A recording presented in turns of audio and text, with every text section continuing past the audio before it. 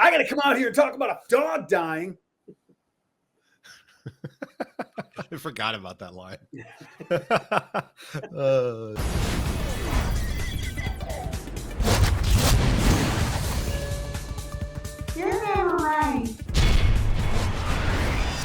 I'm here with Lishy Nutter, and today we're talking freaking out with friends who love to give each other the business. Here's something we all can relate to, whether we have a dog or pets or anything.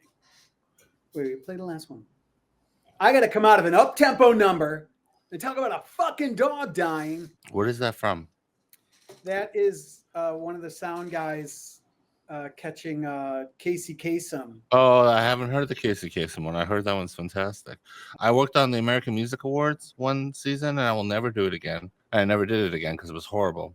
But he was like doing the thing in front, like recording, like hey, and then they were like, okay, we're clear, and he immediately went to like a 3-hour profanity laced magique, just swearing at everybody, and I was taken aback by just how sassy and brassy he was. Sassy and brassy. Taking it back and taking a fourth. He went from classy to sassy. And then brassy. Like chandelier brassy. In a second. Like a Liberace brandy? I don't know. But he was very mean at something and just yelling and swearing up a storm. Like I've heard some of the famous ones. The famous ones. Bill O'Reilly. Oh yeah, that's a great one. And that was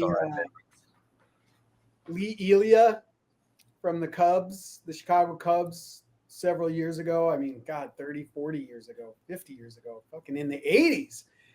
Lee Elia was a manager of the Cubs when they were really bad, and they were interviewing him in the locker room, and he's like, these fucking 2,000 some odd fans that come out here and ball out my players, fuck them, fuck them. It was crazy. You print it. Print it is fantastic. There's the Christian Bale one, right? That one's fantastic. Christian Bale is on set. It's I think one of that terrible Terminator movie, and then he's trying to do a scene and someone's walking in his eye line, and he goes nuts and starts screaming at everybody. But I could see if you're trying to do that and somebody distracts you, I could see why it would be upsetting. Like usually when I was on set, we didn't move or obviously talk when they yell speed. Especially when you're trying to give a performance like as important as John Connor in Terminator. Oh. You know? Well, actors don't come out and like grab scrims and stands and stuff. So. Oh, he was yelling at like, I think it was the DP but I couldn't have been the DP. They said it was the DP, but why would the DP walking away from the camera while a take is going? That doesn't make any sense. But anyway, someone got in his eye line and he just went crazy pants. But that's a famous one. That's a famous one that was all over the interwebs. And I invite you to watch it if you have the time. It's very good. When I have another freak out, I'm definitely going to yell print it. I like that. Print it is great. Yeah. Print it. That's a good one for I do not give any fucks. Did you guys ever have in a workplace somebody freaking out? I fired somebody. So we were leveraging temps, right? As you do, because they're easy and you can they're very disposable. I caught this one in a lie. So I told my boss and she's like, all right, cool. Terminator. Just I'll email the temp agency and they'll let her know. They called her while she was still at work rather than waiting until after she had left to let her know that we were letting her go. And so she started freaking out at me at work in the office in front of everybody. And I had to just receive this very aggressive verbal beatdown in front of my peers out of nowhere. And she's just like, are you letting me go? Or like, what's going on? What's going on? And I basically just had to be like, today's gonna be your last day here. And I just had to field all these questions in the moment while I tried to get her to exit the office peacefully as she started screaming at me because she had no idea that she was being removed. Because I mean, that's what happens when you're on a temp assignment and you fucking lie. But yeah, it was really uncomfortable. And everybody's just looking at me like, because no one had any idea that it was about to happen. And everyone's just kind of looking at me like, boss firing somebody. You're a dickhead kind of thing, but it was very uncomfortable. It's tough to give enough detail to the story to make it worth listening to. I'm sorry. Really fucked that up a bit. Lucy, do you have any magics about firings? I had a boss freak out at me in front of everybody, and you were there. The "what kind of idiot are you" story. Oh, the coffee in the freezer. Yeah. I had gotten coffee for this boss at like 10 o'clock in the morning, and it was a frozen, Jamaican bacon Java lava from Starbucks. And basically took 2 sips out of it and put it down. And I'm like, I saw it sitting there, so I put it in the freezer because it was frozen. I figure, probably going to drink it in 5 minutes. About 9 o'clock at night, he's like, "Where's that coffee?" And I pulled it out. It was solid, and I handed it to him, like, "Oh my God, look at this," And he was like, "What kind of fucking idiot are you?" Well, like he was waiting for an answer. Threw it on the ground. Had another boss, same guy. I had gotten him. They were paying $250 a month for the StarTAC phone when digital phones came out, and I saw them were on sale for like $50 a month. I'm like, "Yeah, we'll take 2," and I showed him the phone. It was compared to what an iPhone it was like a shoe phone, that 1980s shoe phone, but it was $50 a month, and it didn't have all his numbers in it. So at one point he freaked out and whipped the thing down the street, screaming, like, because we used to work out of his home, and he threw it down the street. I had to go get it. And then later on, I don't know if it was the same night, but another time he had a giant wine bottle and threw it through a parked car's window right out in front of his house. About some crap. Oh, because it was me. Yeah, those are the freak outs I had. Being the boss is very stressful, He's having a tough day. Yeah, I guess. What else is he going to do besides take it out on his people and his phones? Or his neighbors' cars. Yeah. I never had... I heard there was one editor guy who was asked to leave, and he brought a gun with him. And so it was very strange because I think he was having some mental problems at the time. But that's always terrible because how are you you can't really like hold your hands out and kind of guide the person out of the door when they're armed. But they did get him out, but that is not good. So he carried a gun with him to the meeting or what? Or like to work to get his things? Apparently he had it in his bag. So they searched his bag, or did you just tell everybody? Like, how did they find out? He told everyone that he had one. You're gonna fire me? Well, by the way, I'm packing. Yeah, and more than just my stuff. Like if he said, "By the way, I have a gun," they'd be like, "Oh, never mind about that firing stuff." We're cool, man. Wow, what a misunderstanding. Yeah, I like this guy. Oh, you have a gun? Well, a real American patriot. Why don't we get you back in your room? That's a new paradigm. Yeah, I don't think that's going to stop them from doing it. If anything, it's going to be, they're going to be like, well, we really dodged a bullet, literally, by throwing you out of here. Oh, once we got on a plane, and my dad is very spicy, and he went through the metal detector, and then it went off because we were going from London to Madrid, a span. And he went through the metal detector and it went off. And then the guy was like, "Empty your change." And so he took all the stuff out of his pocket and he went through again and it went off again. And he's like, "Please, sir, empty all of your pockets." He's like, "I did already." And he went through again and it went off. And so now there's a scene because now there's just everyone's yelling. And then he went through again and it went off again. And then he puts his hand in his pocket and he pulls out this giant wad of coins, which has been in there the entire time. And then he puts it in the guy's face and he starts screaming, "Is this a gun? Is this going to go off? Is this a bomb?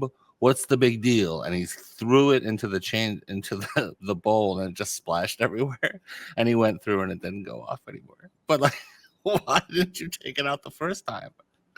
Did they do anything? Did they let him through? No, my dad has this weird thing, like he freaks out and starts screaming at people, but he has a weird voice when he yells. Like, you know, when you take the karates and they say that you can use your voice to like make people freeze for an instant. I think he just has stupidly stumbled onto that because all the time growing up, he would just scream at everybody and they wouldn't do anything. They wouldn't respond. They wouldn't move for a minute. I don't know what it is about his screeching, but now you would think he'd be all over the internets, you know, like people would be recording him, but he got away with it. What, this was post-internet recording? No, this is probably on the cusp of it, so it wasn't like a big deal. That this was pre-webcam. Yeah, like freak out stuff is all over the internet, and people do, you know, put up when people start screeching. But then when you start, I don't really freak out like that. But I think if you were to freak out like that, you wouldn't care anymore. Like you would just keep going. You know those people, like they know that they're freaked out, but they're just gonna keep freaking out. Like nobody, I've never seen anyone freak out and immediately catch themselves and stop. Well, why would you? Well, why would you what?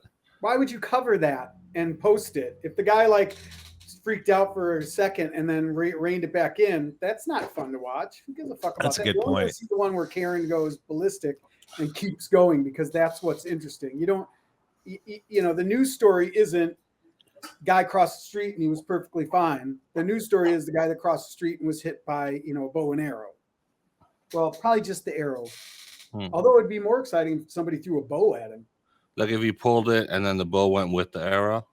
Like you just, yeah. So like the guy got hit by both the bow and the arrow. But in real life, when you witness someone freak out, have you ever seen someone just like stop immediately and realize that they're crazy? Because I never have. Never. Yeah, never. I'm saying once you get when you get to that legit point of rage, you don't give a fuck anymore. There's no care about how you're perceived. You're like the anger takes over, and that's what makes it magic. Yeah, I try to stay out of situations like that. That's what makes it magic and valuable viewing. Well, even though like we've all gotten mad, it's not like this has never happened to anyone, but it's just funny when you see it happen to somebody else for some reason. Because I do love watching people freak out. I love watching it. You know, whenever like the videos of people freaking out, I love watching it. It's like cat videos to me. Like I can't not click on it. It's like oh man, you still haven't watched Ted Lasso, right? No.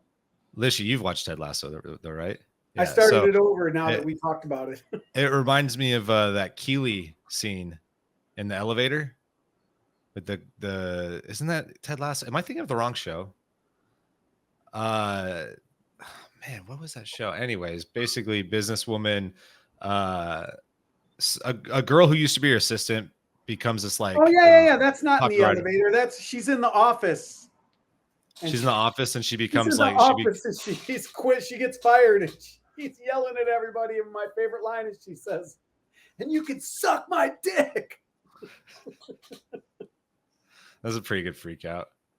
There's another one though, and I thought it was Ted Lasso, but it's basically she freaks out at this person who used to be her friend, and I remember what it was from.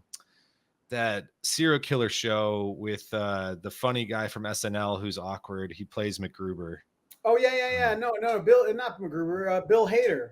Bill Hader, that's right. Barry. Yeah. Barry, right? Yeah. So it's from Barry, and this girl who was like a protege of this other girl kind of steals her thunder and like it becomes this very successful writer on a show or something. And so she goes off on her in an elevator for stealing her material and like becoming successful with it. And she's just recording her right there with the camera. And it like, she basically gets canceled from it. But it kind of, I don't know, what we're talking about kind of reminded me of that, how when you're watching the show, you don't know that she's being filmed and it feels totally justified in the way that they write it and the way that it comes off. It's like, yeah, man, just go off on this bitch because she sucks. And then you see the video from, you know, the general public's point of view, and it just looks like some psycho freaking out for no reason at this person. And so she gets canceled. And yeah, man, video editing is scary because you take a specific moment in time completely out of context and then your whole life is judged based on it. I've never watched someone freak out and been like, oh, that person was right to do that. They had it coming. Yeah, like everybody. I have, if you see enough of the lead up, not always, right? But there have been a few, thinking, that I can think of where I saw enough of the context that led up to the freak out where I was like, oh man, like they were kind of fucking with that person or whatever. That person deserved it, kind of situation. Victim shaming. More, maybe not deserved it, but like I understand why that person would have gotten so triggered by it. Like there was one that was like a parking freak out, right? Freaking out over a parking battle, right? Like they're fighting over a parking spot. Someone cut them off and took the parking spot. But you see like kind of what led up to it. And it was a lot more than just the clip of, the very end of just the guy like cutting in and taking the parking spot. It was like a whole process of everything. And that person was waiting for that spot for a while. Anyways, I don't know, just that this is like a quick example, but I feel like it's unfair that some people become infamous over like a 10-second explosion, when you don't know anything else about what was going on. That's my empathetic point of view on it. So I have tallied our votes, and feel free to run in the comments section who you think is never right in this episode. Hey, Bonies, do you have a merch store? I want one of those never right lamps that you got in the background. I do not sell those. I got that specifically, or as Joe would say, pacifically for this show. Can I get one Atlantically for my fish tank? What? I was trying, man. You said specifically, so I said. No, I know. I saw what you were doing. I was still wondering what, because holy shit. The never right lamp. I want one. I like it. It's pretty We stressful. all have one. Bone. Yeah, dude. Product placement. You're gonna invite us on here and not even give us a never right lamp. Who would want it? I don't even want it. I just put it behind me because for the show. So you want to mail it to me then? No, it's for the show. You're never right. Don't forget to like, comment, and subscribe, and hit that notification bell if you want more content from the Never Right podcast.